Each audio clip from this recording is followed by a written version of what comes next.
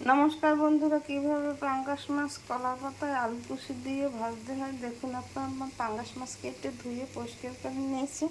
তারপর হলুদ, মরিচ, লবণ, পেঁয়াজ, রসুন আর একটু সরিষা বাটা দিয়ে এটাকে মেখে ভাজা দিয়ে দিয়েছি। তারপরে আলু কুচি, হলুদ, মরিচ, লবণ আর পেঁয়াজ, রসুন একটু তেল দিয়ে মেখে ভাজা দিয়েছি। আমার পাঙ্গাস মাছ ভাজা এক পিঠ হয়ে গেছে, এখন ফিরিয়ে দেবো। আমি ফিরিয়ে দিয়েছি আর একটা পাতায়।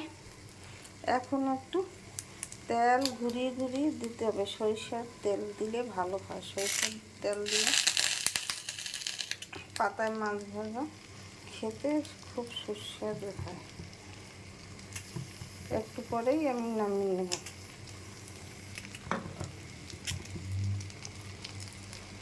এইভাবে আপনারা পাতায় পাঙ্গাস মাছ, অন্যান্য মাছ, যে কোনো মাছ এরকম ভেজে আলু কুচি দিয়ে খেয়ে দেখবেন, খেতে অনেক সুস্বাদু লাগবে। দেখুন দেখতে কত সুন্দর হয়েছে, খেতে খুব সুস্বাদু লাগবে।